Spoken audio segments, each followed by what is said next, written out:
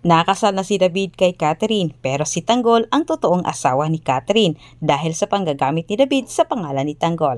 At samantala, maniningil na itong si Olga sa ginawa ni David kay Bubbles. Inamin mismo ni David kay Olga sa kasal niya mismo na siya ang tumapos sa buhay ni Bubbles para matali umano sa kanya si Catherine.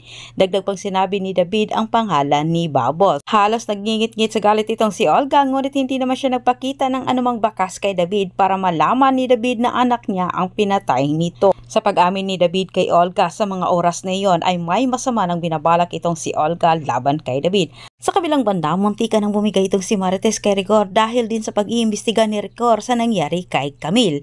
Nasabi niya kay Rigor na si David ang pumatay sa mag-ina.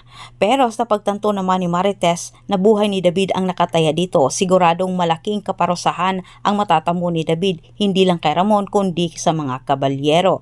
At samantala, naniniwala naman itong sila Mersing at Nita na wala na itong si Ramon ayon din sa sumbong ni Edwin sa kanila. Pero hindi nila alam kung saan o mano nila hahanapin itong si Tanggol. At sa kabilang banda, napag-isip-isip din ni Tanggol na kailangan na niyang ipaalam kala Mersing at Nita ang totoong nangyari kay Mokang. Pinaalalahanan ni Olga itong si David at kahit nakuha man umano nito si Catherine ay hindi pa rin umano niya ito lubos pagmamay-ari at lagi umanong tatandaan ni David na nakadikit umano kay David ang pangalan ni Tanggol.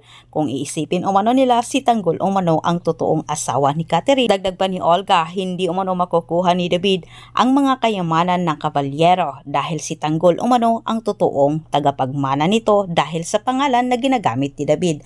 Pinayuhan ni Olga itong si David na dapat umano maghinay-hinay sa mga bagay-bagay.